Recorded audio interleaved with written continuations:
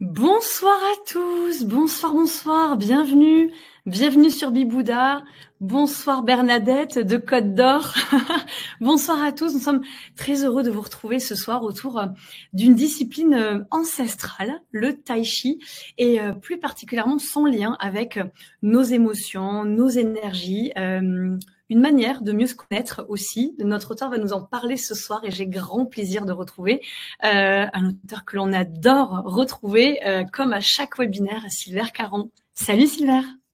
Merci Mathilde, c'est gentil.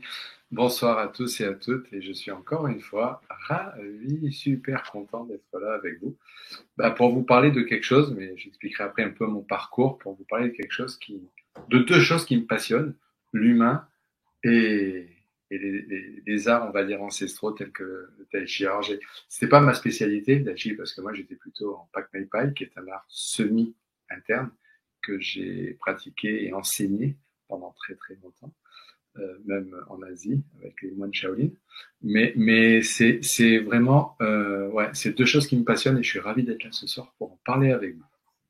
On va joindre tes deux passions ce soir et on va être ravis de pouvoir les partager avec toi. Coucou tout le monde, on est ravis de vous retrouver, on vous voit vous connecter tranquillement. Coucou Jacqueline, coucou Kiki de Briançon dans les Hautes-Alpes, hein, pas très loin de vers chez toi, Silver.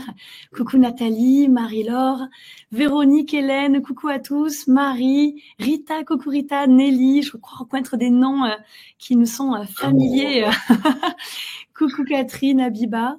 Oui. J'aimerais demander quelque chose. S'il y en a qui se connectent, parce que j'ai eu ma sœur hier au téléphone, très bien, qui m'a dit, Silver, elle me l'a pas dit à moi, elle a dit à mon épouse, qui m'a dit, Silver, il y a plein de gens qui te suivent en Corse. Donc, s'il y en a ce soir qui sont en Corse, donc Bastia, Haute-Corse, ou même, allez, élargissons, Corse du Sud aussi, je suis Bastier, mais j'accepte aussi la Corse du Sud. Dites-le moi, parce que je suis curieux de le savoir. Formidable. Dites-nous s'il y a des Corses autour de, voilà, dans le chat. En tout cas, bon, moi je vois le Sud-Ouest là, je vois Joël, donc voilà, c'est bon. Moi je suis représentée, tout va bien. Ça va. Bon, coucou à tous. En tout cas, c'est vraiment un vrai plaisir de vous retrouver. Donc tu le disais, voilà, autour de ces passions en fait, le lien, les émotions, se retrouver, mieux se découvrir, mieux s'appréhender, et puis cet art. Voilà que tu alors tu te dis pas expert, pas spécialiste, mais tu as quand même pas spécialiste dans le sens pas grand maître, et je sais que c'est important pour toi vraiment de différencier les différents statuts, parce que c'est vraiment un art extrêmement noble. Tu pourras d'ailleurs peut-être nous en parler un petit peu de ses origines, ses grands principes, mais que tu as quand même côtoyé de près pendant de longues années. Alors oui, Véronique, il va y avoir un replay. Vous recevrez un replay, comme à chaque webinaire, dans votre boîte mail dès demain. Alors, si vous avez des problèmes de connexion, je ne sais pas si c'est votre question, mais en tout cas, n'hésitez pas à relancer. Il y a un petit bouton reconnecter en haut. Et puis, dans tous les cas, vous recevrez le replay dès demain dans votre boîte mail. Alors, alors tu es un habitué, donc je suis persuadée que nos abonnés te connaissent ce soir, mais si peut-être de nouvelles personnes sont parmi nous, bien que ce soit que tu viennes régulièrement sur Bibouda, et c'est une joie renouvelée à chaque fois pour nous de te retrouver dans chacun de tes webinaires. Je rappelle que tu es kinésithérapeute et ostéopathe des hauts, donc le mouvement fait partie intégrante de ta vie. Tu as accompagné de nombreux sportifs, des clubs sportifs également de haut niveau. Tu es également consultant international depuis plus de 15 ans, où tu challenges, tu inspires des chefs d'entreprise, et puis de manière générale des personnes... Et des collaborateurs. Et des collaborateurs, bien sûr. Je disais de manière générale des personnes qui sont désireuses d'entamer un changement dans leur vie, parce que précisément, le changement, c'est aussi l'un de tes thèmes de prédilection. Tu as écrit un livre là-dessus, Le pouvoir de tout changer, absolument merveilleux, que je vous recommande. Tu as également un podcast sur lequel tu traites et décortiques de ce sujet. Tu es également l'auteur d'un autre livre, Bon appétit, Monsieur Alzheimer, que tu as coécrit, je crois, avec les nutritionnistes du Centre hospitalier de Lausanne. Et puis, et alors peut-être qu'on le sait moins, mais voilà, tu as un ancien enseignant et pratiquant d'arts martiaux, donc tu vas pouvoir nous en parler ce soir. Et puis on peut te retrouver sur différents supports pour suivre ton actualité, tes partages toujours extrêmement riches et ce que tu donnes avec beaucoup de générosité. Tu as notamment un Instagram qui est absolument superbe, avec des photos magnifiques en blanc et noir, donc très harmonieux, très beau esthétiquement. Et puis, dessous, avec des textes extrêmement puissants qui portent à réflexion toujours. Donc, je vous encourage parmi vous ce soir qui nous écoutez, si vous avez voilà un Instagram par exemple, ça peut être aussi l'occasion de te suivre encore d'un peu plus près, d'avoir tes partages plus au quotidien. Je sais pas au quotidien, de manière régulière. Oui, je poste à peu près 2-3 fois par semaine. C'est déjà beaucoup parce que ça demande énormément au quotidien dans le sens où on peut t'avoir régulièrement. Donc voilà, et peut-être que les personnes qui sont avec nous ce soir ne vont pas non plus quotidiennement sur Instagram.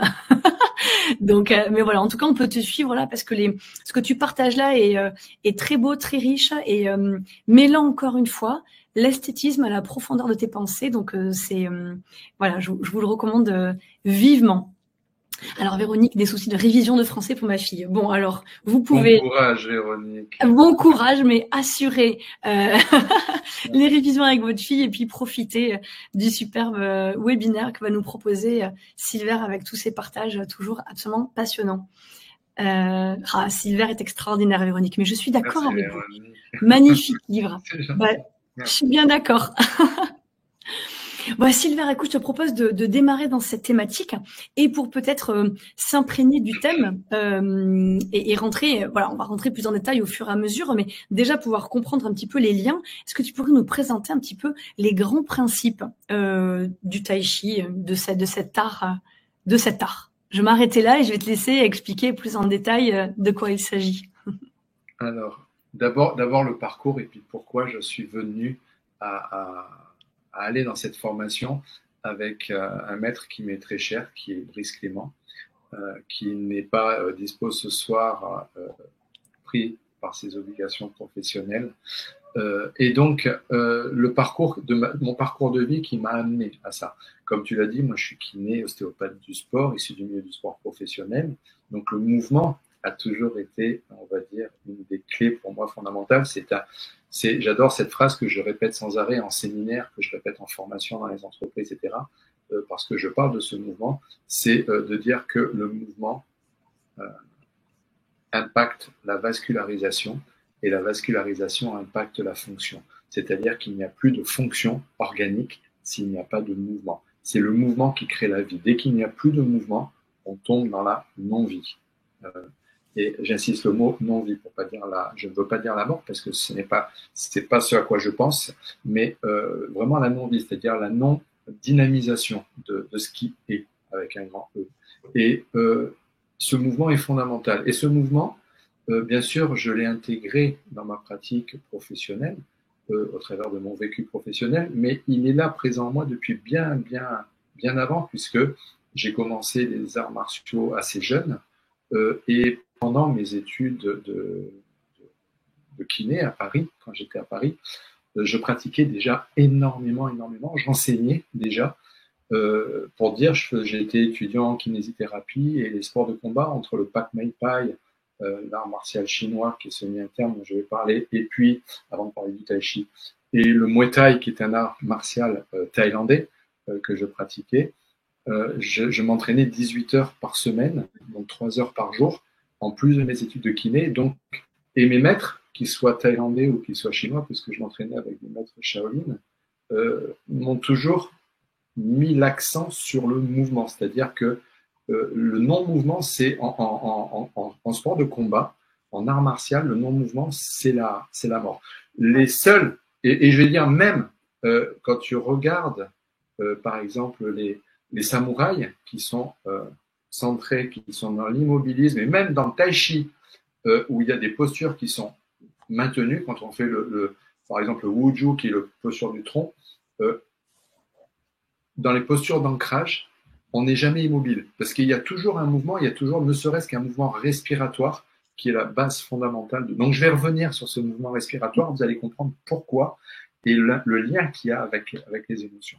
Et donc, j'ai pratiqué pendant très très longtemps, jusqu'à même au niveau des arts martiaux, à un niveau assez élevé, puisque j'étais sélectionné en 1986 pour faire les championnats du monde à Taipei, Taïwan, et puis en Pac Muay Thai, ouais, pour représenter la France. Et puis après, j'ai pris mes études de kiné, j'ai fini mes études de kiné, les études d'ostéo, et là, l'ostéo a mis vraiment l'accent sur le mouvement, notamment au travers d'une chose qui est fondamentale pour nous autres ostéopathes et qui représente ce mouvement, qui est le mouvement respiratoire primaire, à savoir ces pulsations, ce mouvement perpétuel qu'il y a dans le corps et qui va, on va dire, informer tous les niveaux cellulaires à la nanoseconde, ce qui fait que toutes nos cellules sont toujours informées au travers de ces flux qu'il y a dans notre corps, notamment ce NRP. Donc, tout ça m'a amené petit à petit à travailler, à avoir des visions un peu différentes que j'ai intégrées dans mes formations, que j'ai intégrées dans mon accompagnement d'entreprise, etc., etc. J'utilise beaucoup d'outils jusqu'au jour où j'ai rencontré Brice Clément, qui est maître, mais pas qu'en tai chi, qui est maître en Viet Vo Dao, qui est aussi maître, qui est formé, qui a un niveau, on va dire, absolument pour moi extraordinaire dans les arts martiaux, internes et externes. Et puis, en échangeant, etc., je lui ai dit, à l'époque, j'étais déjà sur la plateforme Bibuda pour ma formation sport et conscience. Et je lui ai dit, mais attends, Brice, entre ce que tu apportes et ce que moi j'apporte, je fais le lien tout de suite avec la conscience personnelle, le développement personnel. On devrait créer cette formation qu'on a mis en place.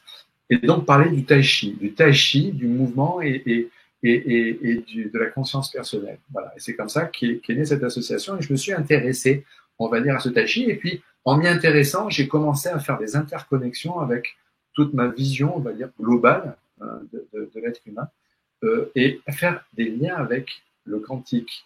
Et ça, c'est absolument extraordinaire parce que j'ai compris au travers du tai chi et au travers de la physique quantique, j'ai compris le pourquoi du comment, la mise en place de nos émotions, comment nos émotions se mettaient en place, et j'ai compris pourquoi on pratique le tai chi, pour se recentrer, pour être dans la conscience de soi, pour être aligné, pour être heureux, bien, et vivre pleinement notre vie. Et j'ai compris pourquoi dans nos cabinets d'ostéopathie, les personnes qui pratiquent le tai chi, le qigong, ou tous les sports qui sont dans un mouvement, tels que le pilate, le yoga, etc., sont rarement présents dans nos cabinets d'ostéo. On les voit pas beaucoup. Et j'ai compris pourquoi. Quand on sait que la plupart des pathologies, des blocages, des douleurs que nous, en tant qu'ostéopathes, on va traiter, sont liées à nos émotions et sont en lien avec nos émotions, entre 95 et 98%. Je le redis encore une fois, pour qu'il y ait une pathologie, il faut qu'il y ait peut-être un facteur déclencheur, c'est le moins important, mais il faut surtout qu'il y ait un terrain et un conflit émotionnel. S'il n'y a pas le conflit émotionnel sur un terrain qui favorise, il n'y aura pas de pathologie.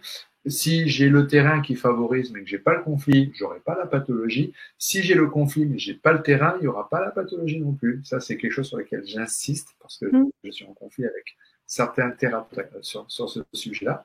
Il faut qu'il y ait le conflit émotionnel et le terrain. Parce que, par exemple, en Asie, des gens qui ont de la colère, il y en a plein. Hein. Par contre, ils n'ont pas le terrain. Ils n'ont pas le terrain d'acidose, ils n'ont pas le terrain, etc., hypercortisolémique, toxinique, etc. Résultat, comme il n'y a pas de terrain, ils ont la colère, mais ils n'ont pas les processus inflammatoires qui vont avec. Et donc, c'est pour ça que j'insiste, il faut vraiment les deux. Et donc, j'ai commencé à comprendre et à travailler au travers de ces flux liquidiens sur notre être, sur qui on est, à changer nos façons de voir les formations et à intégrer tout ça. Et j'ai compris grâce à ces deux. Donc, je vais parler de ça ce soir parce que c'est ce qui m'anime, c'est ce qui me passionne et c'est ce que j'ai envie de transmettre, c'est ce que j'ai envie de donner aux gens, que les gens aient cette vision, on va dire, globale du lien qu'il y a entre le mouvement et les émotions. Et quoi de mieux que le tai chi, qigong, mais là je vais parler plus spécifiquement du tai chi pour pouvoir en parler. Alors le tai chi, art martial ancestral, certes, issu de la 5e famille des arts ancestraux chinois, la même famille qui a ensuite décliné, qui a donné le Wing Chun, qui était pratiqué par notamment Ip Man, qui était le maître de Bruce Lee, que tous ceux qui s'intéressent au sport de combat, la cinquième famille. Même famille qui a après donné aussi naissance au Pak Mai Pai. Donc mon art à moi est issu du Tai Chi. Tai Chi, c'est, on va dire, c'est pas si vieux que ça. C'est après, c'est dans notre ère. D'accord. Ouais, c'est pas un art qui est si ancestral que ça. C'est D'accord. un art qui est beaucoup plus récent, par exemple, que le Qigong. D'accord. Il découle d'art plus ancien, mais lui en lui-même est beaucoup plus récent. En fait, c'est un moine, si mes souvenirs sont bons. Alors moi, les noms, ne me demandez pas les noms, c'est trop compliqué pour moi. Il aurait fallu que je les note sur un papier. Ouais, mais c'est un moine hindou qui est arrivé en Chine et qui est arrivé pour rendre visite aux moines bouddhistes et qui a vu les moines bouddhistes dans un tel état de délabrement, de fatigue morale, émotionnelle, physique, etc., qu'il a mélangé des techniques zen et des techniques donc taoïstes, des techniques de yoga, qui les a mélangées pour créer en fait le tai chi et pour relancer, on va dire, la dynamique et pour relancer la santé de ces moines. Et à partir de là, c'est devenu un sport, un art de combat. Le tai chi, il faut le savoir, n'est pas un art, on va dire, gymnique ou thérapeutique, comme peut l'être le qigong. C'est vraiment un art martial, un sport de combat. Pour avoir vu des maîtres tai chi en représentation et en combat, quand j'étais donc à Paris et que je m'entraînais avec ces moines Shaolin, je peux vous dire que c'est impressionnant. C'est quelque chose. Le tai chi est très lent, va très lentement dans les mouvements. Par contre, dès qu'ils sont dans le conditionnement combat, c'est d'une rapidité, d'une vélocité, on n'en a même pas idée. Et donc, à l'origine, c'est un sport de combat, mais qui a été utilisé, on va dire, pour remonter la forme, pour remonter la santé, pour remonter le moral, les émotions, pour rééquilibrer le bien-être des moines Shaolin. Donc, c'est quelque chose qui est moins vieux que le Qigong.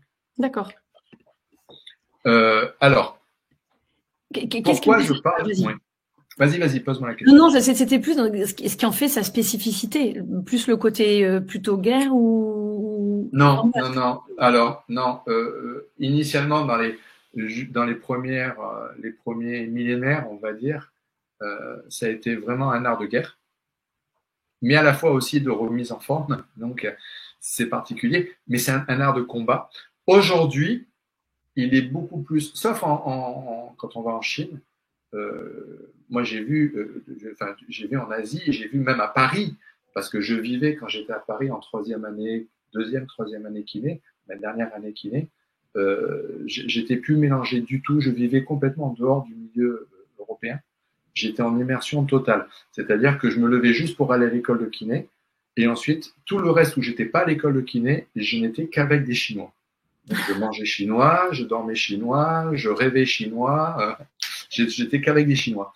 Et donc, j'allais dans des événements, on va dire, dans des salles, des choses comme ça, où il y avait, même dans des boîtes de nuit, notamment je pense à la Rose d'Asie, à côté de Bastille, où on allait, en fait, il y avait des rings qui étaient improvisés, et où à 2h, 3h du matin, on se défiait mutuellement, comme ils font en Chine, c'est-à-dire pas pour se battre, mais juste pour dire, moi je représente tel style, et je suis sûr que mon style est meilleur que le tien.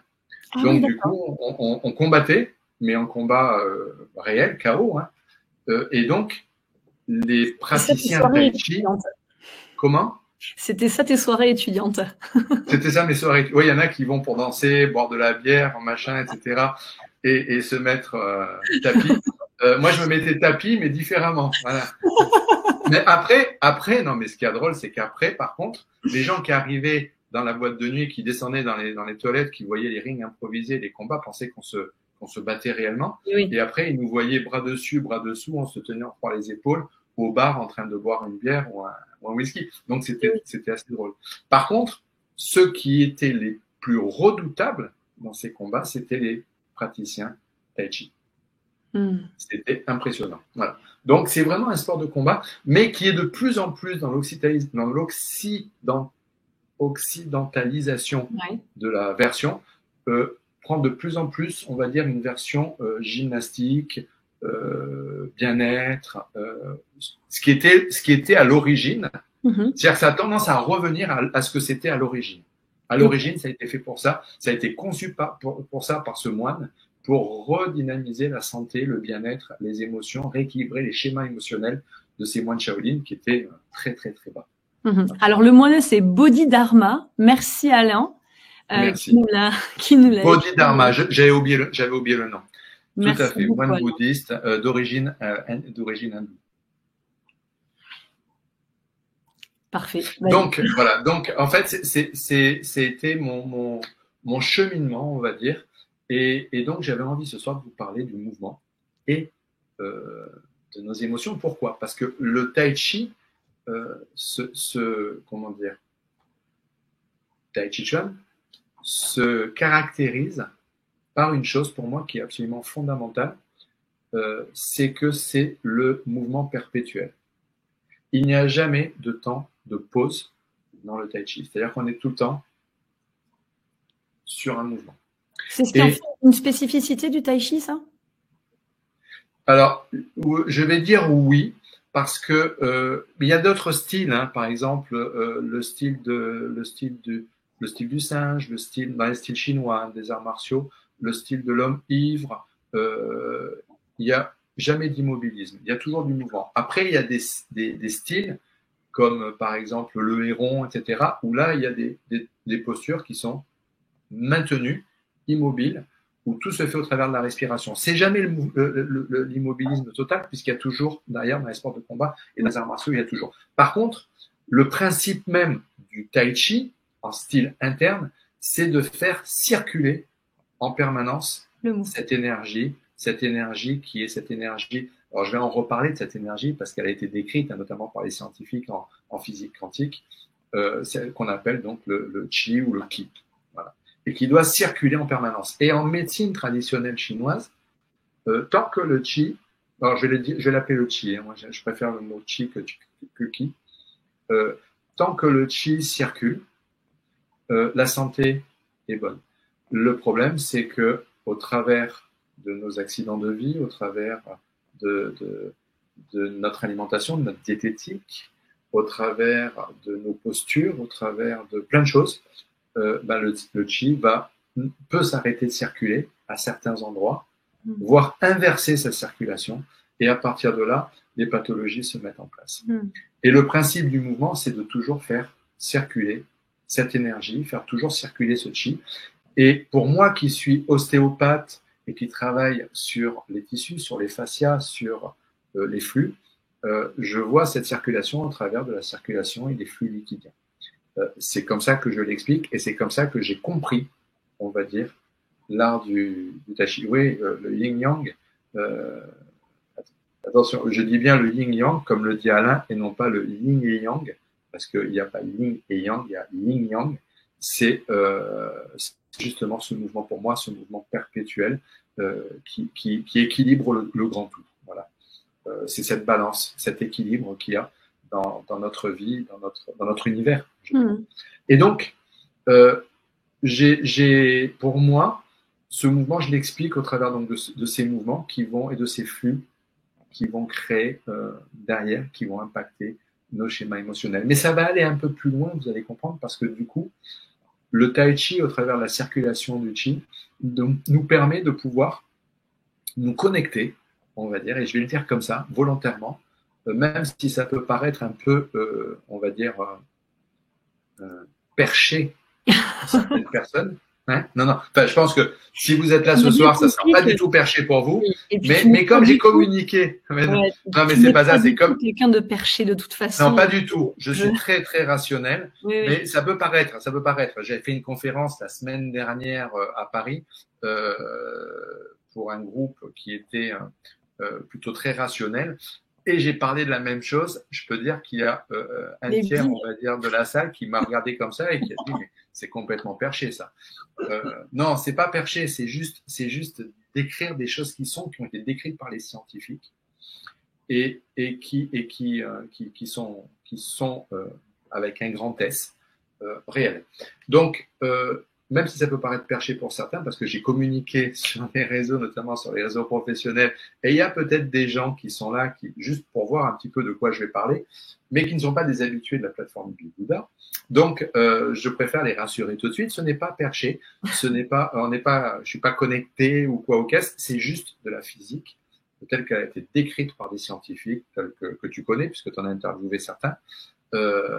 Et c'est un moyen pour nous, au travers de ces flux, au travers de ces mouvements, de nous connecter à ce que Stéphane Drouet appelle notre médecin naturel, à savoir les vides quantiques qui nous entourent. Dans ces champs quantiques, on va dire, qui sont tout ce qui est dans cet univers.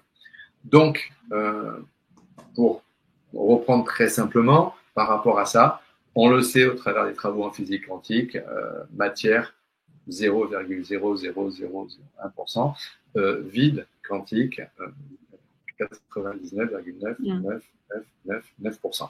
Et ce qui fait qu'on voit la matière, et qu'on se touche, qu'on est comme ça, que vous me voyez comme ça, bouger les yeux, bouger les mains, en face de vous, qu'il y a des ordinateurs qui sont durs et tout, c'est juste que l'univers passe son temps à se compresser, décompresser, passe du vide à la matière, 10 puissance 44 fois par seconde, un petit peu sur le principe du cinémascope. Et c'est ça qui donne notre réalité.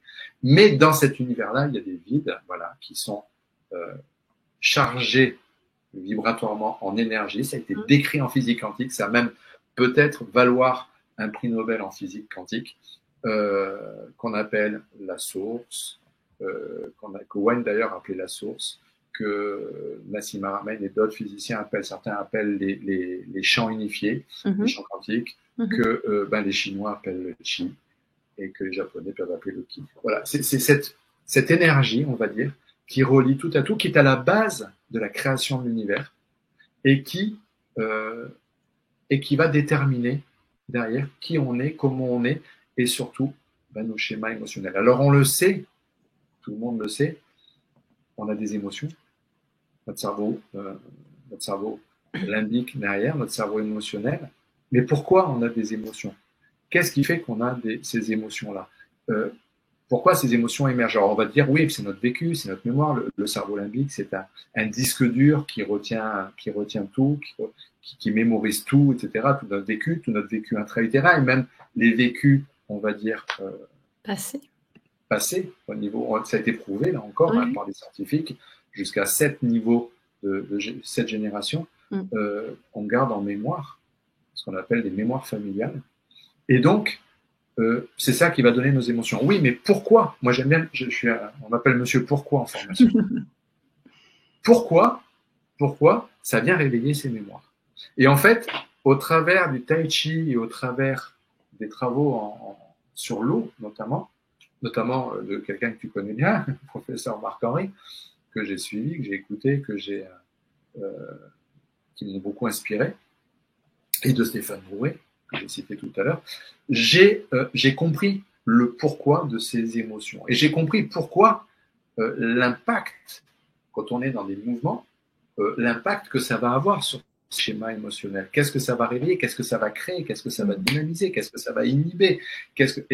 Et c'est ça qui m'a donné l'envie, en fait, de créer au travers de ce mouvement et au travers de ces émotions, de créer ce qu'on a appelé Tai Chi et développement personnel. Parce que j'ai compris le développement personnel, personnellement, au travers de la pratique du Tai Chi. Et j'ai vu des choses, du coup, qui m'ont permis de comprendre des choses qui, pour moi, étaient vraies, étaient réelles, mais dont je n'avais pas réellement saisi, on va dire, la substantifique moelle et le pourquoi du comment. Donc, ça m'a permis de comprendre. Et c'est de ça dont je vous expliquais. Donc, le corps, c'est quoi? Le corps, bon, à part le fait qu'on soit 99% de vie et 0,0001% de matière, hormis ça, vous l'écartez, le corps, c'est quoi? Le corps, c'est de l'eau. On est quasiment constitué d'un point de vue moléculaire, quasiment que d'eau. j'aime bien mettre la petite virgule avec le 1 à la fin, c'est 99,1% d'eau. On n'est quasiment que de l'eau. Et cette eau, c'est une eau qui se situe, on va dire, au travers de nos fascias. Nous sommes constitués de deux choses majoritairement, des fascias, ou du moins du fascia, et de l'eau. On en a déjà parlé souvent, Mathilde, et tu t'y intéresses aussi, je le sais. Alors le fascia, c'est quoi? Le fascia, ce sont les membranes qu'on a, les aponévroses.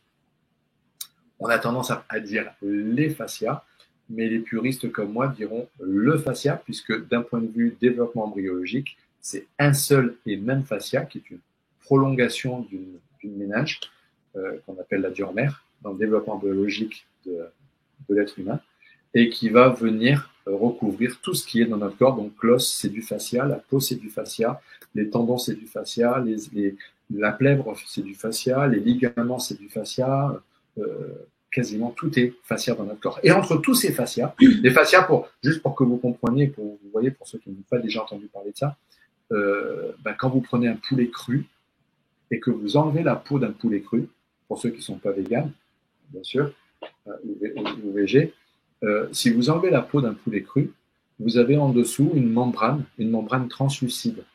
Et c'est cette membrane, en fait, qu'on ne peut pas étirer, qu'on a du mal à arracher, etc., qui recouvre, qu'on est obligé de couper avec un couteau. Ça, c'est du fascia. Et notre corps est tapissé de ça. Voilà, tout simplement. Et entre tous ces fascias qui tapissent notre corps, superficiel, moyen, profond et autres, on a de l'eau. Et cette eau, elle est en perpétuel mouvement. Elle bouge, sans arrêt, au travers de la posture, au travers du mouvement. Nous sommes des êtres de mouvement, donc nous sommes sans arrêt en mouvement. Même quand nous sommes immobiles, nous sommes sans arrêt en mouvement. Même quand nous sommes debout, campés sur nos deux pieds, immobiles, nous sommes en perpétuel mouvement. Si on met un fil à plomb avec un petit plomb dans du sable, on observe que même immobile, en essayant d'observer la plus grande immobilité possible, le fil à plomb fait une aniscate. Et on est dans un mouvement d'oscillation permanent. Et donc, sans arrêt en mouvement. Et donc, ces mouvements, qui sont au travers de notre posture, au travers de notre dynamique de vie, au travers de notre sport, au travers de notre respiration, le premier mouvement que l'on va avoir, c'est notre respiration diaphragmatique qu'on a dès la naissance jusqu'à notre mort. Dès qu'on est en mouvement, ces flux, ces liquides vont se mobiliser, vont créer des flux. Et ces flux liquidiens, qui sont sans arrêt en mouvement dans notre corps, vont remonter, vont créer des flux neuroélectriques. Ces flux neuroélectriques qui sont verbalisés et visualisés au travers d'électroencéphalogrammes, électrocardiogrammes, électromyogrammes et autres, ces flux électriques vont remonter au travers d'un système qui s'appelle le système neurovégétatif, donc le fameux nerf vague, entre autres, notamment le parasympathique, donc avec le nerf vague. Tout le monde connaît le malaise vagal. Alors, le système neurovégétatif, pour celles et ceux qui ne connaissent pas, c'est tout le système nerveux autonome de notre corps. C'est ce qui nous donne la chair de poule, le péristaltisme qui accélère ou qui ralentit le rythme cardiaque, l'envie de pipi ou l'arrêt de l'envie de pipi quand on va courir, etc. C'est tout ça, le système. C'est toute la vie autonome qui n'est pas gérée par la volonté. Et donc, ce système neurovégétatif, l'accélérateur, le système orthosympathique, et le frein, un peu comme une voiture. J'accélère ou je freine. Et logiquement, notre vie, nous devrions la conduire, notre voiture, nous devrions la conduire avec les pieds sur les deux freins, avec un système équilibré qui régule notre vie autonome et qui régule notre vie, nos schémas émotionnels. Le problème, c'est que notre rythme de vie, au travers de notre hygiène, de notre posture, de notre diététique, etc., crée ce qu'on appelle des dystonies neurovégétatives. Et donc, ces flux électriques qui vont être impactés par ces dystonies neurovégétatives, entre autres, vont remonter, vont passer par l'intestin et modifier les flux électriques de l'intestin et donc vont modifier tout ce qui est en lien avec l'intestin, à savoir nos défenses immunitaires, à savoir notre sécrétion de sérotonine, cette fameuse neurohormone, une des 4 neurohormones du bonheur, l'hormone de la fierté, de l'estime de soi, on l'appelle l'hormone de l'ego, la sérotonine. C'est ce qui va faire qu'on se sent, ce soir, j'ai fait un bon webinaire, je suis fier de moi. J'ai une bonne dose de sérotonine. Et puis, j'ai accompli ma mission, j'ai de la dopamine. Mais bon, la sérotonine, c'est l'intestin, et donc, ça va venir impacter cette sérotonine-là. Et puis, ça va remonter, et ça va passer par le cœur, et ça va venir impacter l'aspect vibratoire cardiaque, l'intuition et autres. Il y a une perte totale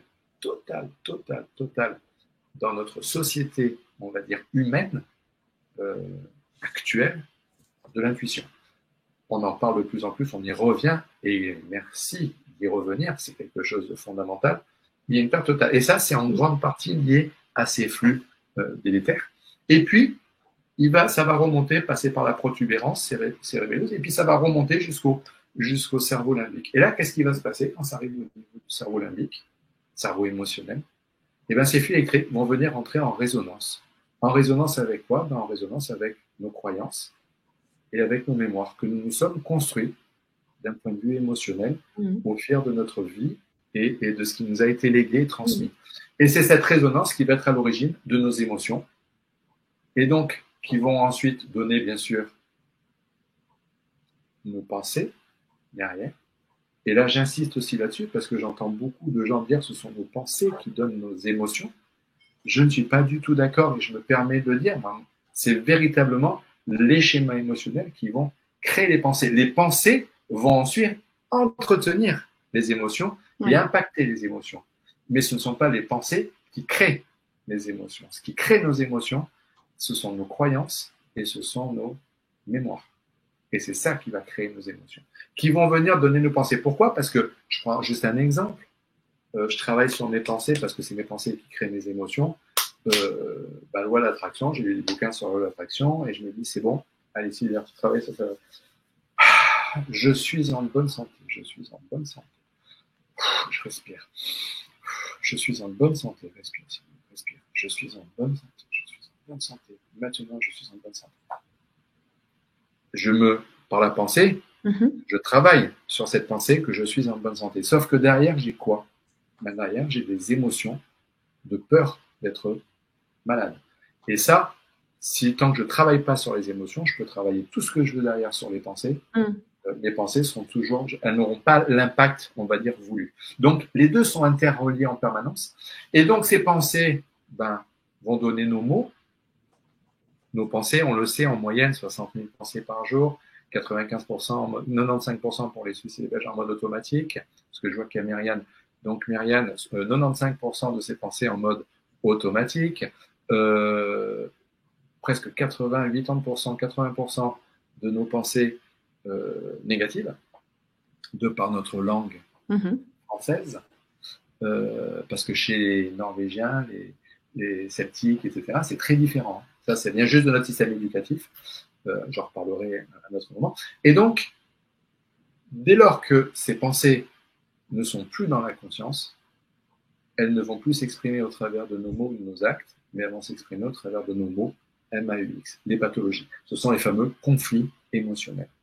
Et donc, ce sont nos mots, nos actes et nos mots qui viennent déterminer à nouveau notre vécu. Et on tourne en boucle, comme ça en permanence. Donc, c'est bien, il faut travailler, si on veut changer fondamentalement, il faut travailler bien sûr sur nos émotions, c'est ce qu'on dit tout le temps, et puis sur nos pensées, et puis sur notre communication non violente, etc., etc.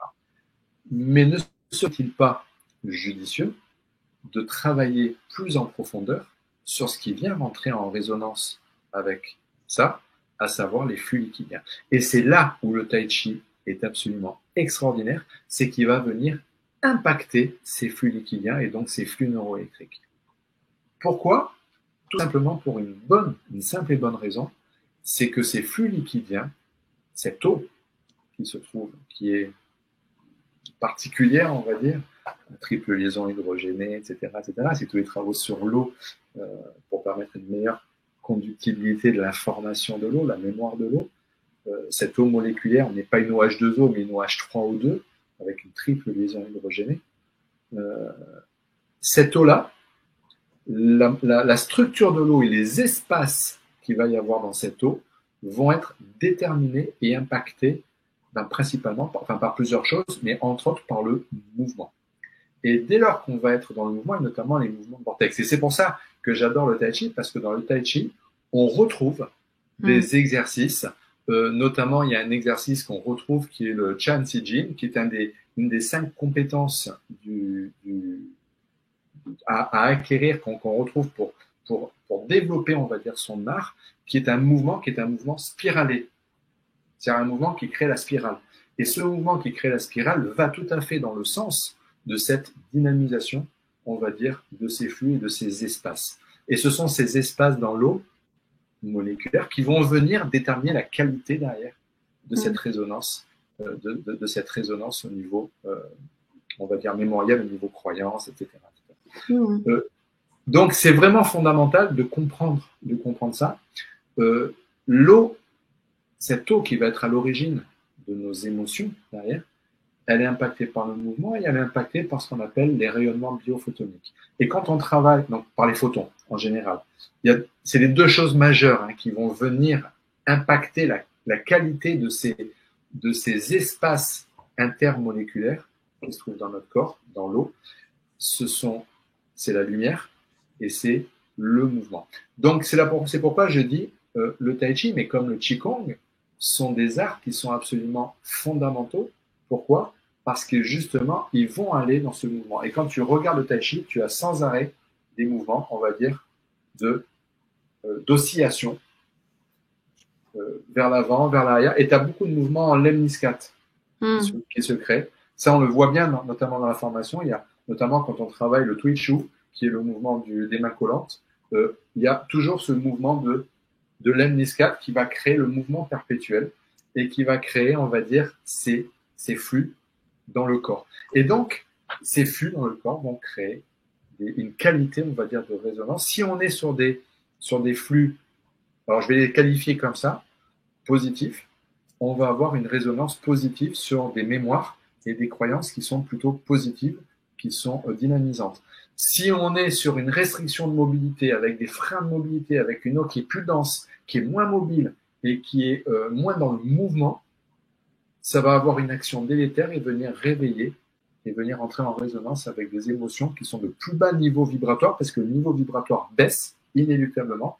Et donc, ça va venir, quand ça arrive au niveau au niveau limbique, ça va venir réveiller derrière et rentrer en résonance. Quand tu mets un résonance à un diapason qui est de très faible niveau vibratoire, il va rentrer en résonance avec les autres diapasons qui sont de faible niveau vibratoire.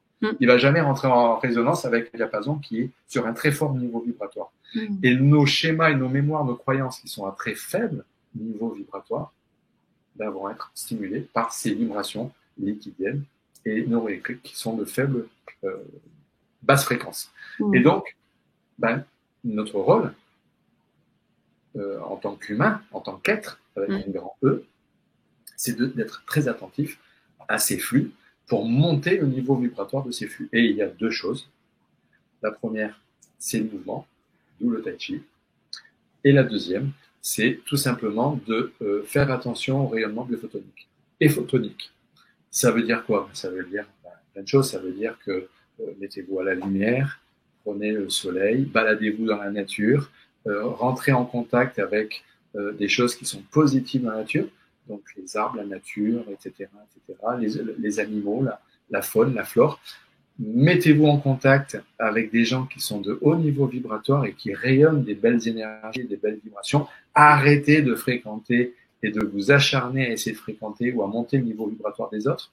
Vous aurez beaucoup de mal et vous n'arriverez malheureusement souvent qu'à baisser votre propre niveau vibratoire. Donc, ça ne veut pas dire ne plus les fréquenter, ça veut dire arrêter d'essayer de les sauver, voilà, de les remonter inconsciemment.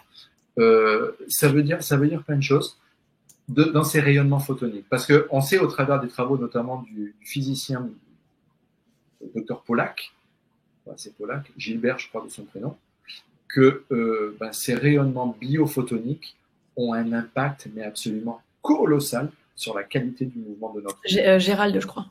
Gérald, voilà. J'ai dit quoi ? Gilbert ? Oui, je sais plus. Mais... Non, c'est Gérald de Pollack, tout à fait. C'est Gérald Pollack. Donc, on a tout intérêt à faire attention à tout ça, et puis donc à faire attention au mouvement.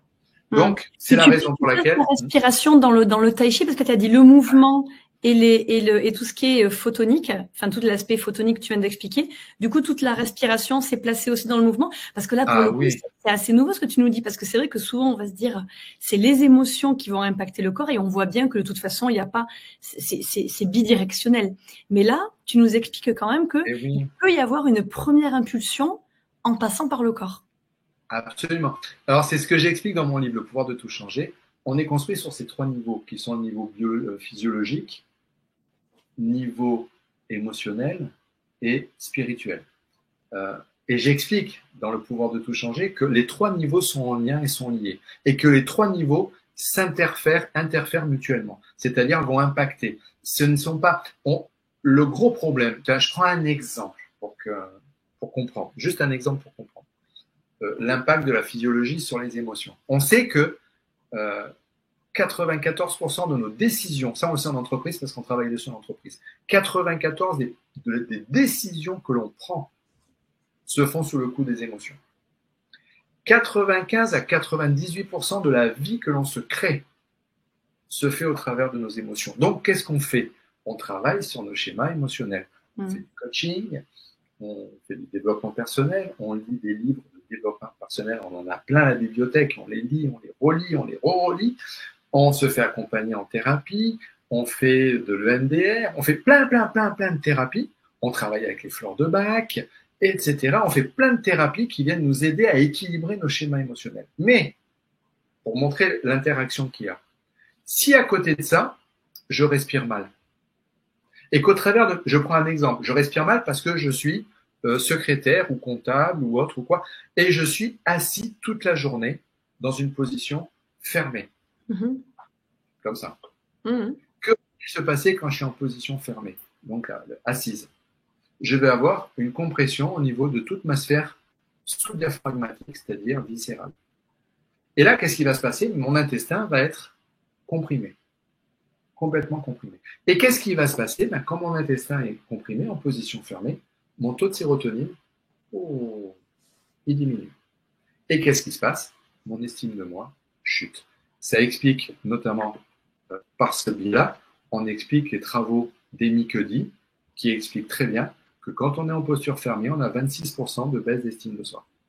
Quand on repasse en posture ouverte et qu'on ouvre sa posture, on remonte son estime de soi de 26%. Pourquoi? Tout simplement parce qu'on libère notamment notre intestin grêle. Donc, notre intestin, notre physiologie a un impact derrière sur tous les mécanismes émotionnels. Et en effet, le premier impact, le tout premier, pour moi, qui est une base fondamentale, c'est ce sur quoi je travaille énormément. Je ne passe pas un séminaire, une formation ou même une conférence. J'ai encore fait, je mettrai un post sur LinkedIn là, pour montrer la conférence avec la vidéo parce que c'est très drôle. Il y a 155 experts comptables qui travaillent le pompage. J'appelle ça la respiration Shaolin. Je leur fais faire une respiration Shaolin devant le ventre parce qu'en fait, mon maître Shaolin ne savait dire que 3 mots. Devant le ventre, tailler le ventre. Devant le ventre, tailler le ventre. Et ça veut dire que ça en français. Donc, je leur ai fait faire le devant le ventre, tailler le ventre avec 150. Donc, c'est vraiment la base. La respiration, je vais faire partout. Et c'est la base de la dynamisation des flux liquidiens. C'est la raison pour laquelle la respiration est omniprésente dans tout travail, spirituel, et dans tout travail de conscience de soi et de développement personnel. Elle est absolument, c'est la base fondamentale. Et ça se fait au travers des flux liquidiens. Parce que dès lors qu'on respire, que notre diaphragme monte et qui descend, qui monte et qui descend, il va venir mobiliser, dynamiser tous les flux. Et comme il n'y a que des organes avec des mouvements qui se font et qui sont toujours asymétriques, les flux partant en mouvement, on va dire circulaire. Et donc, tout notre corps n'est que vortex à l'intérieur au niveau des flux liquidiens. Et ça, c'est sur un diaphragme tout simplement qui monte et qui descend. Et ça, c'est lié à notre côté, on va dire, asynchro, c'est-à-dire qu'on n'est pas symétrique dans le corps. Il n'y a rien de symétrique dans notre corps. Et c'est cette asymétrie. Et les choses sont bien faites, c'est magnifique, la nature est bien faite. C'est que cette asymétrie, elle est et elle vient de notre naissance. C'est-à-dire que pour le passage utérin, pour le passage, la sortie extra-utérine, et notamment au moment où on va sortir du ventre de notre maman, on est obligé de faire une torsion du corps pour pouvoir passer, dégager l'épaule et pour pouvoir sortir sans abîmer maman. Et donc, même, et ce qui est absolument extraordinaire, c'est qu'on observe que même chez les enfants qui naissent par césarienne, en tant qu'ostéopathe, le mouvement de torsion est quand même recréé. C'est-à-dire que l'enfant se prépare à la torsion avant même de naître. Donc cette asymétrie, cette torsion qui est une torsion crânienne, sacrée, etc., se crée avant la naissance pour préparer l'enfant à la vie et au mouvement, et à ce mouvement, on va dire, de vortex, de circonvolution, qui va venir dynamiser toute sa vie derrière. Et donc la respiration nous permet de le faire. Donc c'est très important, c'est fondamental. Bien sûr. C'est vraiment très encourageant ce que tu nous dis parce que parfois quand on t'entend et on comprend bien l'importance de reprogrammer un peu ses croyances, ses émotions, bien voir voilà que ces croyances elles peuvent nous bloquer, nous scléroser et on voit bien que dès que ça ne circule pas, ça se bloque et ça crée des maladies. Mais parfois c'est tellement gigantesque et puis on ne sait pas par où commencer en fait parce qu'on voit bien qu'il y a des blocages mais quelle est la croyance qui me bloque? Est-ce qu'on l'a vraiment identifié? Parfois ça peut être long à identifier. Donc déjà démarrer par un mouvement, démarrer par le corps, par des exercices de pratique ou de mouvement comme vous le proposez dans cette formation par exemple, ça peut être déjà un premier pas facile entre guillemets, si je puis dire, pour en tout cas faire un premier pas en fait. Qui ne demande absolument aucun prérequis. Hein. On le dit bien dans la formation, il n'y a absolument aucun prérequis. Il suffit d'observer, de regarder, de reproduire et surtout de comprendre le pourquoi. Moi, j'adore dire, on m'appelle Monsieur Pourquoi aussi, c'est comprendre vraiment pourquoi. Pourquoi quand je fais ça, ça a tel impact. Pourquoi, etc. Et je passe mon temps dans toutes mes formations à expliquer ce pourquoi. Mais il n'y a pas de prérequis et c'est vrai que dès lors qu'on se met dans le mouvement, et je vais le dire différemment, dès lors qu'on se met dans le mouvement, mais pas se mettre dans le mouvement parce qu'on m'a dit qu'il fallait faire le mouvement, se mettre dans le mouvement en y mettant l'intention, c'est-à-dire en sachant pourquoi on le fait. Et l'intention, c'est le pouvoir de l'intention bien décrit par Wayne Dyer. L'intention est absolument fondamentale, c'est-à-dire faire les choses pour les bonnes raisons en y mettant un sens. Et dès lors qu'on le fait, eh bien c'est vrai, et tu as raison, on va observer une chose, c'est que il y a des choses qui se... Alors d'abord, moi je dis aux gens, première chose, ayez toujours un calepin avec vous et notez derrière ce qu'on appelle les synchronicités, les choses qui se passent dans votre vie et qui changent. Mais ça peut être des trucs anodins, tout à fait basiques, auxquels on ne prête pas attention habituellement, mais notez sur un calepin. Et vous allez voir qu'il y a des choses qui vont, ce qu'on appelle les synchronicités, qui vont se passer, et surtout, qui vont permettre de remonter derrière des croyances sur lesquelles on n'aurait pas réussi avant à mettre le doigt. C'est-à-dire qu'en fait, il y a des choses qui remontent à la conscience. Et ça, c'est juste purement neurophysiologique. Hein. C'est juste la nature qui est comme ça. Et donc, il y a des choses qui vont revenir. Et c'est en ça que le mouvement est absolument extraordinaire, c'est que le mouvement permet de ramener à la conscience certaines choses qui étaient... Nous, on l'utilise en ostéopathie. Quand on est, je prends un exemple en ostéopathie très basique, on arrive, le patient, on pose des questions au patient, est-ce qu'il vous est arrivé quelque chose, un traumatisme violent qui ait pu amener ça? Un choc émotionnel? Ah non, il m'est rien arrivé, non, je ne me rappelle pas, il creuse. Ouais, non, je vois pas, non, pas du tout. Bon, on met la ok, on note, et on commence le soin. Et on commence à travailler en ostéopathie crânienne, crâne sacrum, etc. Et on commence, au niveau du crâne, à relancer le mouvement, ce que je disais tout à l'heure, ce que j'appelais tout à l'heure le mouvement respiratoire primaire. On relance. Et là, la relance du mouvement, au niveau du travail crânien, et tous les ostéopathes seront d'accord pour dire que ça leur arrive, hein, tous ceux qui travaillent sur en fasciathérapie. Au moment où on relance, au bout d'un moment, le patient qui dit « Ah, ça y est, je m'en rappelle, il s'est passé ça. » C'est-à-dire que la mémoire revient à la conscience. Et ça, c'est le mouvement qui le permet. C'est les flux liquidiens qui permettent de créer cette résonance qui va faire remonter la mémoire. Et donc pour le travail des croyances, c'est très important. D'accord. Donc, est-ce qu'on peut dire qu'il faut l'initier sans forcément d'attente, puisque finalement, tu nous dis que les choses peuvent arriver un peu comme ça. Donc, sans forcément attendre quoi que ce soit, sans attente, mais avec une intention. Ce que tu nous dis, l'importance, c'est l'intention avant tout. Ouais, tout à fait. C'est important ça. Je pense que c'est important ce que tu nous as dit là. L'intention qu'on y met est fondamentale. C'est elle qui va déterminer l'impact que ces modifications que vous allez instaurer vont avoir sur votre être. Mais sans chercher un résultat particulier. Ah non, laisser un sans peu. attendre. Alors ça, c'est un truc aussi qui est très important. C'est le principe de l'art zazen et de l'art chez zen. Quand vous mettez en place une action, soyez dans la non-attente du résultat. Voilà, c'est ça, c'est pas d'attente. C'est l'inaction dans l'action, j'appelle ça. Ne soyez pas dans l'attente. Un archer zen, quand il lance, qu'il tire, qu'il lâche sa flèche, il n'attend pas le résultat parce qu'il sait de toute manière qu'il va toucher. Donc, il est sans attente. Et c'est ça qui fait qu'il va toucher, d'ailleurs.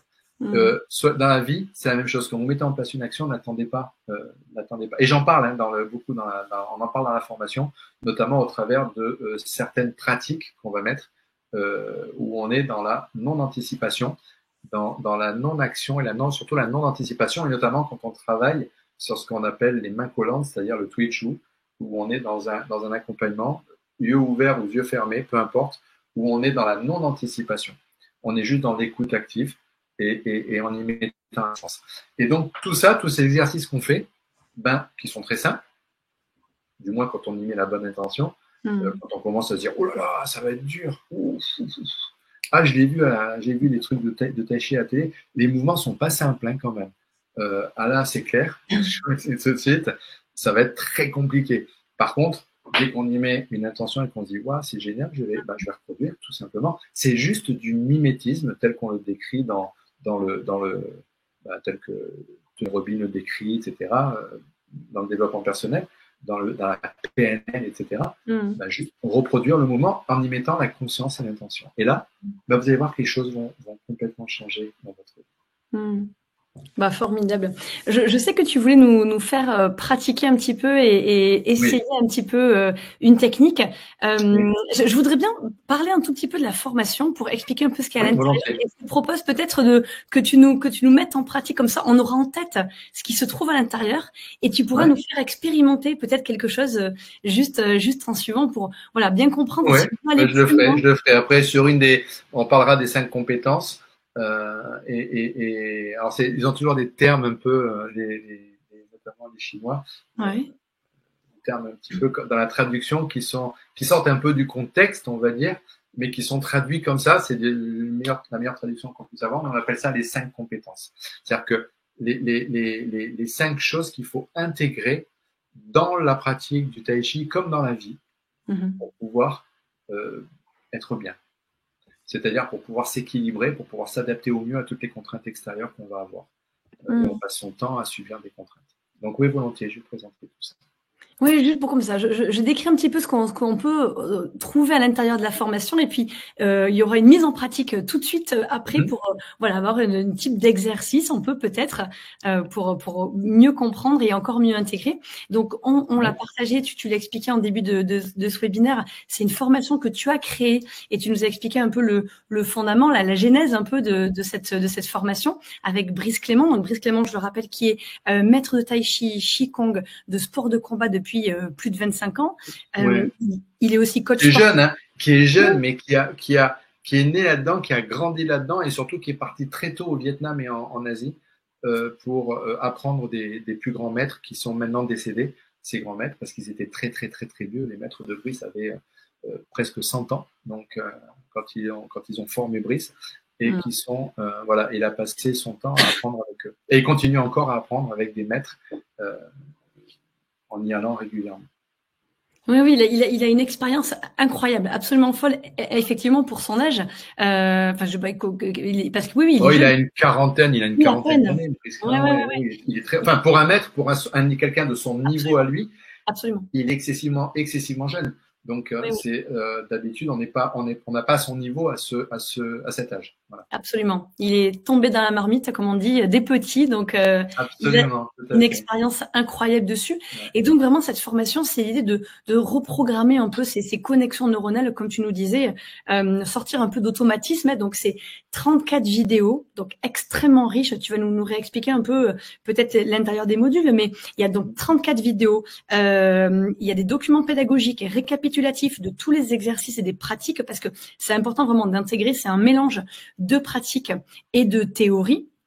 Donc ça s'articule autour de 7 modules. Donc c'est extrêmement riche avec 2 bonus magnifiques, une sur l'alimentation du Tao et l'autre sur 24 mouvements du Tai Chi. Donc il y a toutes les clés pour vraiment aller plus loin et pousser encore ce que tu nous as partagé ce soir. Tu peux nous parler un petit peu des modules, comment vous les avez pensés, Ouais, envisagés?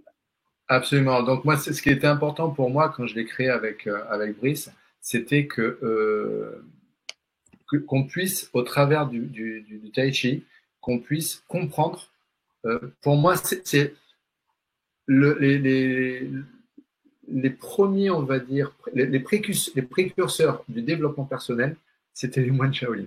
Quand ils ont créé les moines, quand ils ont créé le Tai Chi. C'est vraiment la base fondamentale et je tenais en fait à chaque niveau de la formation faire la transposition, on va dire, dans le développement personnel. C'est-à-dire expliquer les liens avec le développement personnel.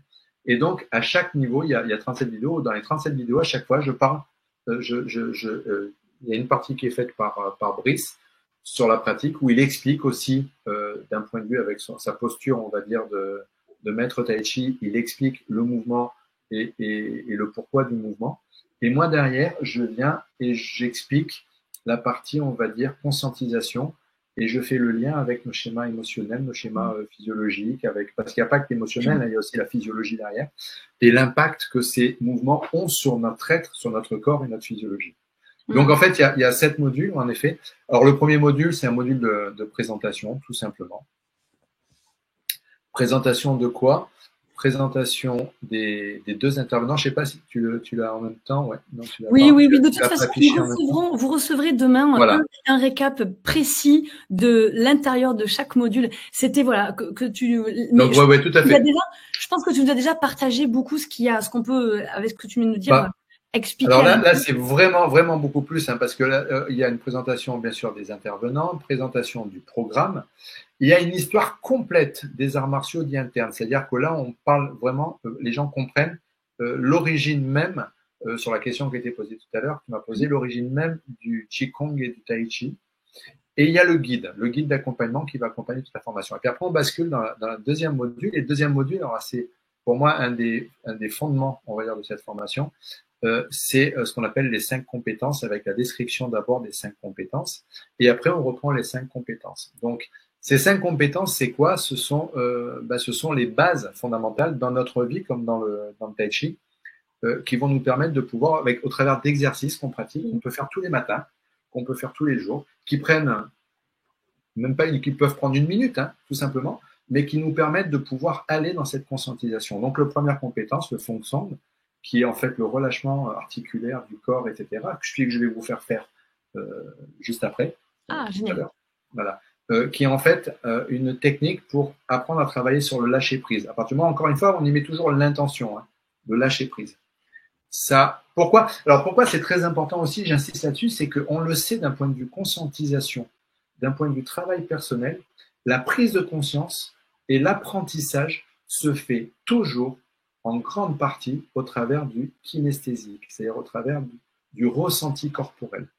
Et c'est la raison pour laquelle on utilise, et j'utilise moi, ce kinesthésique, ce ressenti corporel dans la formation pour pouvoir intégrer des concepts tels que le lâcher-prise,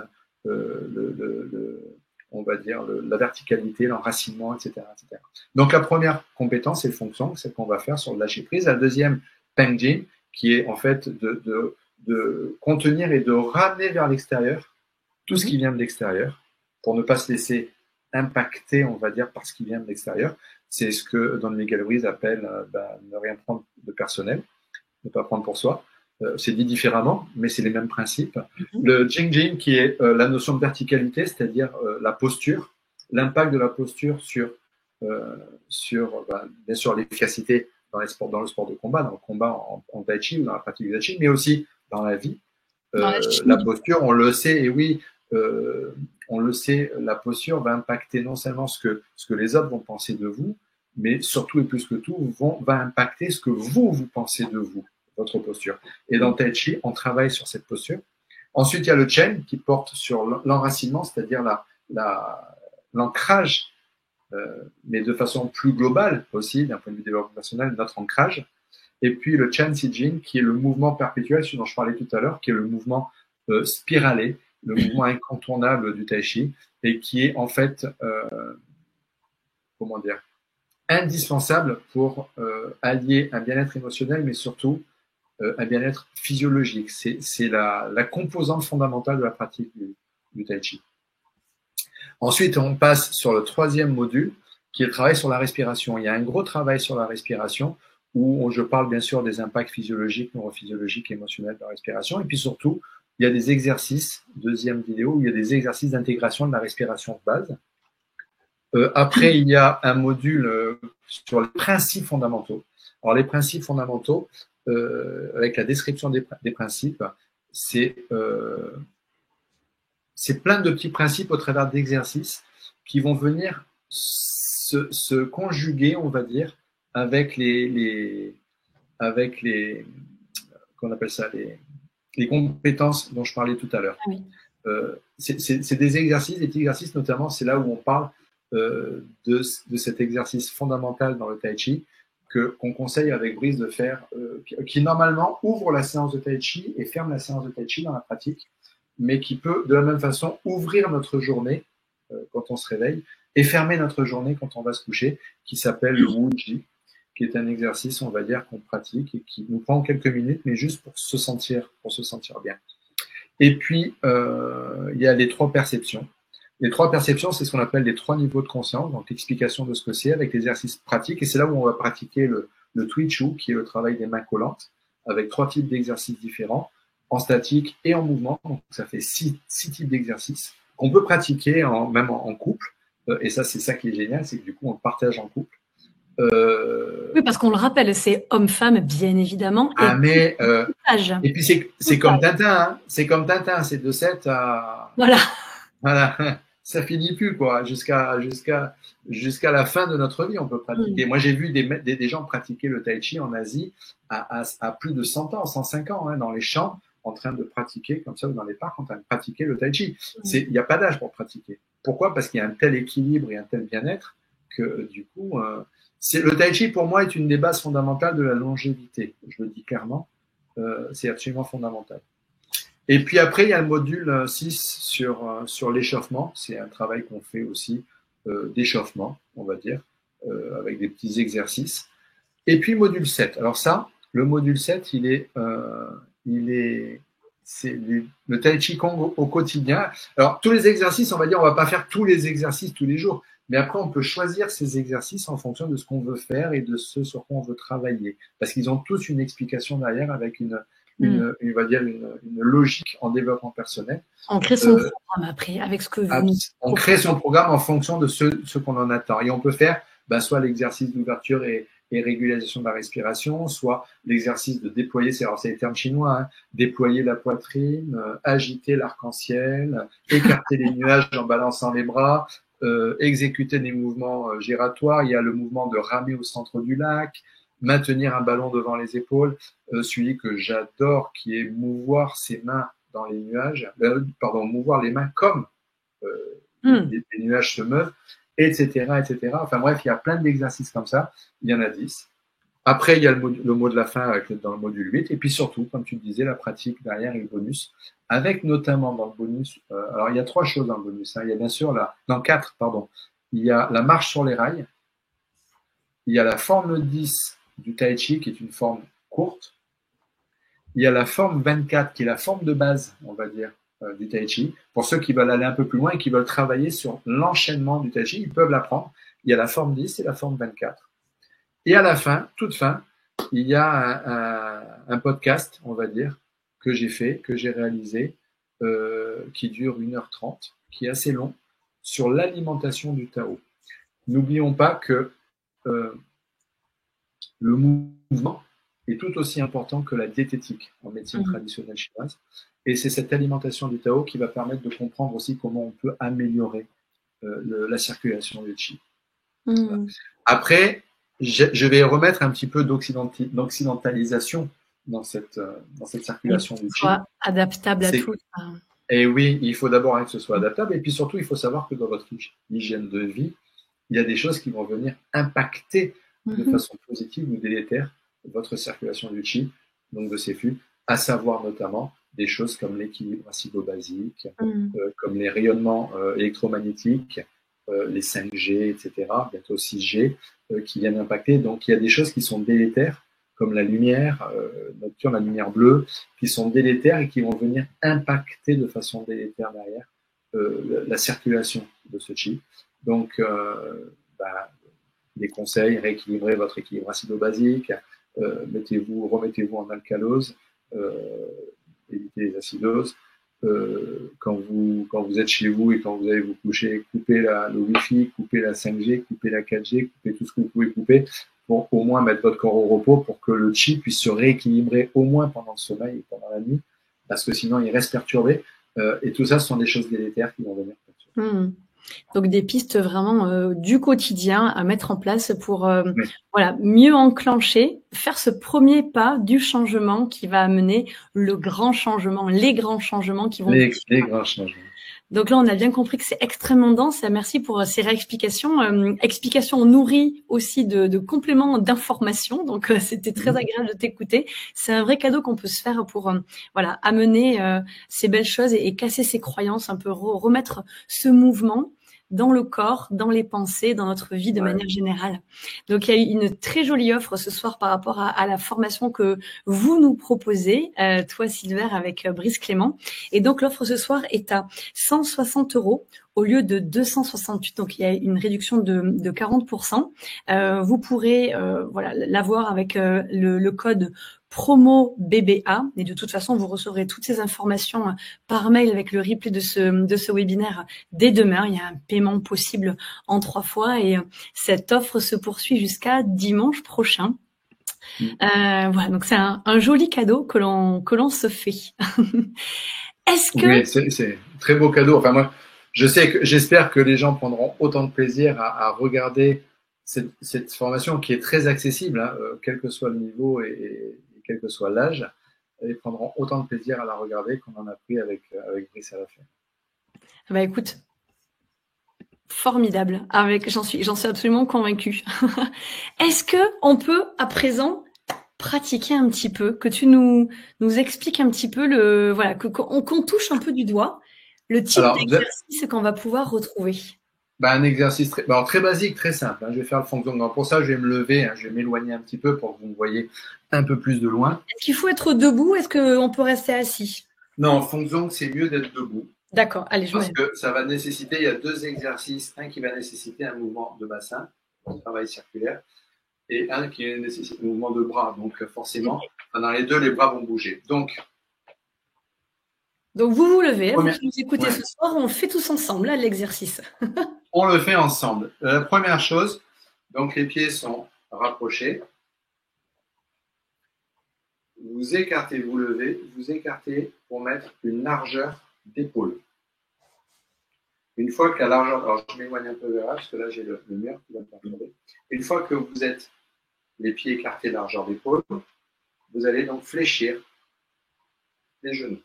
Les genoux sont fléchis et le bassin est légèrement rétroversé. Donc vous évitez d'être cambré comme ça. C'est plutôt le bassin, les fesses plutôt rentrées et un petit effacement de courbure au niveau lombaire pour relâcher et détendre tout le rachis lombaire parce qu'il va bouger. Alors dans un premier temps, premier exercice. Donc c'est le Feng Zhong, c'est le premier exercice qui est l'exercice sur le lâcher prise. Mes bras sont comme ça, le long du corps. Je vais inspirer. Je monte les mains devant. Et je vais redescendre. Alors bien sûr, j'inspire et j'expire sur montée-descente. Donc je monte, je fais lentement. Je monte, les doigts sont toujours orientés vers l'avant. Et la particularité, quand je vais redescendre, en relâchant, mes doigts sont toujours orientés vers l'avant. C'est l'orientation des doigts vers l'avant qui va créer le rebond pour que la main reparte. Parce qu'on a tendance à mettre les doigts vers l'arrière. Et il ne faut pas. Quand vous redescendez, vous laissez les doigts vers l'avant pour remonter. Ça met en tension toute une chaîne musculaire qui va faire circuler et tout en étant relâché. Et donc le mouvement à l'arrière du dos. Hein. On ne reste pas dans l'alignement. On va derrière, loin. On va derrière, comme ça. Et donc on rebondit pour revenir devant. Donc là, je vous montre lentement. Mais maintenant, on va le faire à vitesse réelle sur l'inspire-expire. Donc j'inspire, j'expire.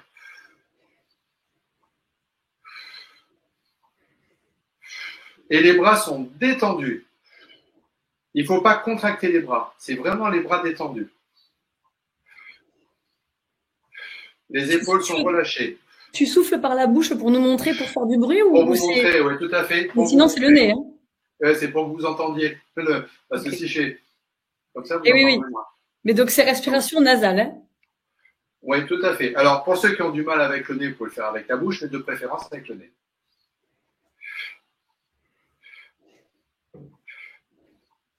Les épaules sont relâchées. Le corps est complètement relâché. La tête est relâchée. Les bras sont relâchés. Tout est relâché. C'est juste le mouvement de rebond.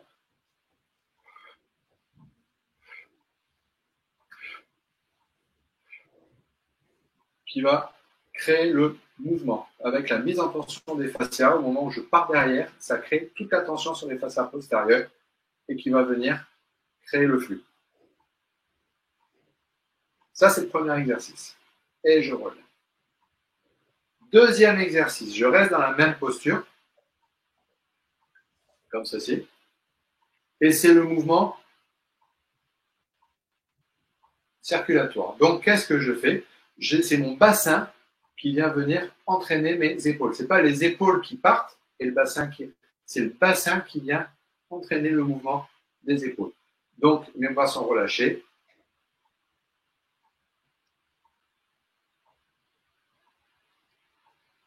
Et c'est mon bassin qui entraîne le mouvement des épaules. Les bras sont complètement détendus. La tête suit ou la tête... Et alors non, justement, j'allais le dire, la tête, je me mets comme ça, reste droite. Hein. Dans l'axe. Dans l'axe. Ok. Et plus le mouvement de bassin va être important, plus les bras vont monter. Mais c'est vraiment un mouvement qui est naturel, c'est-à-dire qu'il n'y a absolument aucune tension qui doit se créer. Donc là, c'est l'inspiration d'un côté, expiration de l'autre en termes de respiration. Absolument. Ok. Tu peux rappeler l'intention qui est alors lâcher prise sur le premier, sur le second là. Dans les deux, c'est l'intention, c'est le lâcher prise. D'accord. Mais tout en se mettant dans l'ancrage. Et vous allez vous rendre compte que au départ, et c'est normal, la posture que vous avez va avoir tendance, vous allez dire, oh là là, j'arrive pas à relâcher parce que j'ai les cuisses qui tétanisent, je commence à absolument, ça tire dans les genoux, etc., etc. Et puis, à force de pratiquer, vous allez vous rendre compte que vous relâchez de plus en plus à partir du moment où vous êtes dans une intention de relâchement. C'est-à-dire que vous êtes toujours, au moment où vous le faites, c'est pas je le fais en pensant à autre chose. C'est que je le fais en disant, en étant dans l'intention et dans la volonté de relâcher complètement toutes les parties de mon corps. Et vous allez voir que tout va se relâcher et des douleurs, par exemple au genou, vont s'estomper. Vous n'allez plus avoir mal au genou après Maria. Alors, il ne faut pas descendre trop bas non plus, parce que si vous descendez trop bas et que vous avez des pathologies, bien sûr, on va dire périrotuliennes ou des chondropathies, forcément, ça risque de tirer, ça risque de faire mal. Il faut juste fléchir légèrement et rétroverser le bassin pour faire lâcher ça. Alors, les pieds vont bouger au départ, c'est normal, surtout si vous êtes en chaussettes chez vous, ça risque de bouger.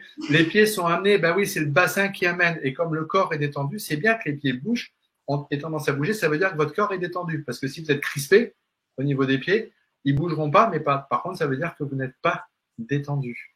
Et le but de cet exercice, c'est le relâchement.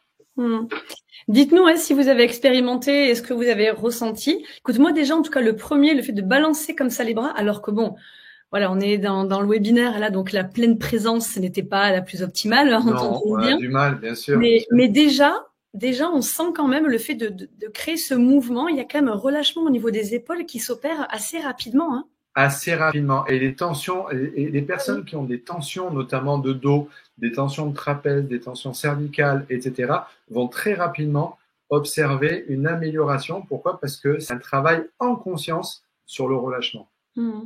Qui est une des bases fondamentales en tai chi, parce que pour pouvoir combattre et accélérer son coup, il faut que le corps soit relâché. Oui. Si le corps est crispé, le coup part beaucoup moins vite. C'est un des principes, notamment dans les sports de combat chinois, tels que le tai chi ou le kung fu en général, c'est la vélocité. Et ce qui permet la vélocité, c'est le relâchement. D'accord? Il n'y a pas de contraction. Et c'est dans l'optique du tai chi, c'est fait dans ce relâchement-là pour pouvoir être plus réactif, plus véloce. Par contre, dans l'optique santé bien-être, c'est pour relâcher les tensions, pour faire circuler le chi, mais surtout faire circuler le chi et faire circuler aussi la circulation sanguine. Il y a tout qui circule mieux. Donc ça vascularise, ça hyperémie, comme on dit, c'est un effet hyperémiant qui va venir améliorer les fonctions aussi des différents secteurs de votre corps. C'est très intéressant. Tu conseilles de le faire matin ou soir et pendant combien de temps ou combien de fois? Combien de fois est-ce qu'on monte les bras et on les descend? Combien de fois est-ce qu'on tourne le bassin? À la louche, peut-être que ma question elle est un peu trop pragmatique, mais pour avoir une idée, je me dis, moi je me mets à la place des personnes qui nous écoutent. Bien sûr. Pas du tout le tai chi. Mais je comprends. Je me dis, c'est plutôt le matin, c'est plutôt le soir, ça dynamise plus tôt ou pas? Alors, le matin, excellent, bien sûr, pour stimuler, pour dynamiser, pour vasculariser, pour réveiller le corps. Le matin, faites plutôt le mouvement comme ça. Le corps n'étant pas réveillé, les petits récepteurs, on va dire, posturaux, notamment au niveau vertébraux, n'étant pas tout à fait réveillés, évitez les mouvements. Alors là, c'est l'ostéopathe qui parle. Oui. Évitez les mouvements de torsion. Réveillez votre corps sur un mouvement symétrique le matin. Par contre, en fin de journée, vous commencez par le symétrique et vous finissez par le rotatoire pour détendre dans des tensions de torsion, on va dire, tous les segments vertébraux. D'accord. Ça ne dynamise pas trop pour altérer un sommeil, par exemple, ou un endormissement? Ah non, au contraire, ça amène un relâchement. Voilà. Donc, c'est l'effet inverse. Ça amène une détente, un relâchement total. Il ne faut pas le faire en force, encore une fois. Il faut vraiment le faire dans un mouvement de détente, mais toujours avec la tête qui reste dans l'axe.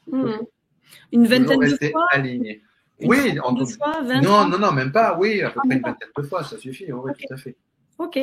Bon, bah très bien. Écoute, formidable. C'était, moi, il m'a beaucoup plu. Je le retesterai demain. Alors, tu me diras la prochaine fois. Je referai un peu le bassin, mais en tout cas, au niveau des épaules, je l'ai beaucoup aimé. Celui-ci, vraiment.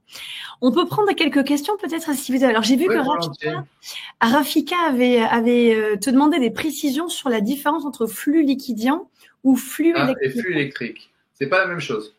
Les flux liquidiens, c'est vraiment au niveau comme leur nom l'indique, des liquides. C'est-à-dire qu'en fait, il va y avoir des mobilisations au niveau des liquides du corps qui vont créer des mouvements un petit peu comme des ondes, comme ça. Et ce sont ces ondes vibratoires qui, à force de se répéter, vont créer derrière des ondes électriques.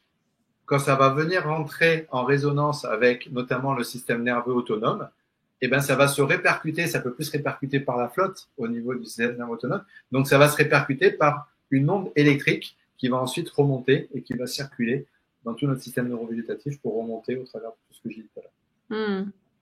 Bon, ben voilà, très bien. Rafika, j'espère que vous avez une réponse à votre question. Abiba qui nous disait, ça explique pourquoi la sédentarité favorise le stress. Absolument. Donc, le mouvement, c'est la vie. Sûr. On ne le répétera jamais assez. Mais je vais dire, non seulement le mouvement, c'est la vie, mais le mouvement, c'est le non-stress. Oui. Et ça, c'est important. Parce qu'on peut vivre avec du stress. Mais surtout, le mouvement, pour moi, c'est le non-stress. Et ça, c'est quelque chose d'absolument fondamental. D'ailleurs, regarde, la plupart des gens, ils sont stressés. Qu'est-ce qu'ils vont faire? Ils vont courir, ils vont aller faire du sport dans les salles, ça leur permet de lâcher le stress. Mais Abiba a tout à fait juste, parce que ça peut venir de ce sens-là aussi. Une sédentarité, comme tu l'as expliqué là, peut générer le stress en démarrant du corps. Ah, oui. Alors, je vais même aller plus loin. C'est que c'est je sais pas peut générer, c'est la sédentarité qui génère un stress cellulaire. Et après, là, je vais reprendre la métaphore de l'orange. Quand on prend une orange et qu'on la presse, il ne sort que du jus d'orange. Quand on prend quelqu'un et qu'on le met sous pression et que cette pression, elle soit posturale ou émotionnelle, s'il sort du stress, c'est que le stress, il a déjà intrinsèquement en lui. Et ce qui va générer ce stress, ça peut être, entre autres, la sédentarité et le non-mouvement. Oui, après, il va l'extérioriser. Mais je pense qu'on a bien intégré ce soir l'importance, une fois de plus, de mettre du mouvement dans notre vie. Tu nous as expliqué, monsieur, le pourquoi de tout cela. tout ce qui se cache derrière. J'espère que vous avez appris plein de choses, mais moi en tout cas j'ai de nouveau, ça me fait beaucoup de bien à chaque fois de t'entendre, de te réécouter parce que c'est toujours chargé, très généreux en exemples. Tu colores beaucoup tes explications et donc tu abordes de manière simple entre guillemets des notions des choses assez complexes, qui peuvent être extrêmement complexes. Donc ça permet de remettre du sens derrière et avec le sens on met les choses en place. Et donc ça c'est extrêmement important. Et donc on voit bien que ce mouvement est capital à plein de niveaux, on l'a bien vu, tant physique que émotionnel, que spirituel. Voilà, je vous invite vraiment à... Alors, je sais plus qui, quelqu'un posait la question, je crois que c'est Nathalie. Oui, il y aura un replay, bien sûr, comme à chaque fois, vous le recevrez dans votre boîte mail dès demain. Donc, ça sera l'occasion, effectivement, de le revoir parce que tu nous as partagé, une fois de plus, de nombreuses pépites. C'était un plaisir de te retrouver, Silver. Avec grand plaisir. Merci à tous pour votre présence. Et puis, je vous attends sur mon Instagram. Hein. Bah oui, là. N'hésitez pas à venir. Non, je fais la pub pour mon Instagram. Je vous explique pourquoi c'est que j'ai mon éditeur, Guillaume Trédaniel, qui m'a dit, sur Facebook, ça va. Sur YouTube, il y a tout le monde. Sur LinkedIn, c'est parfait. Par contre, Instagram, il faudra faire monter Instagram un peu. Donc, du coup, j'ai dit, promis, je vous promets, je vais essayer de faire monter mon Instagram. Donc, allons massivement. Non, mais du coup, je mets beaucoup de contenu. Et tu as raison. Je mets pas mal de choses qui viennent interpeller sur des mécanismes humains. Je mets des extraits de conférences. Je mets plein de choses sur Insta. Donc, il y a vraiment du contenu, on va dire. Enfin, moi, du moins, que je trouve intéressant. Ah non, mais je le partageais. Je vais pas mettre la photo du plat que je suis en train de manger. Pas du tout. Non. Je mets beaucoup de choses. C'est pas un compte influenceur. Ou alors influenceur de pensée. Donc, on est sur un autre niveau. Non, il est très, très beau. Moi, je le suis avec beaucoup de plaisir, ton compte et ton contenu. Donc, oui, je vous invite à aller, massivement vous retrouver et puis vous nourrir aussi à vous parce que ça va vous faire du bien de lire les pensées que partage Silver. Merci beaucoup. En tout cas, merci pour vos retours. Merci Rafika. Merci Abiba, merci Rita, merci beaucoup Catherine, merci Marianne, merci infiniment, c'était un bonheur et merci Kiki pour elle est en Balagne, ah ouais, formidable. La Balagne, un coucou à la Balagne et à la fille de Kiki 05. Formidable. Merci beaucoup et puis au plaisir de vous retrouver très prochainement sur un webinaire. Prenez bien soin de vous, vous le savez. À très bientôt. À très bientôt et merci Mathilde.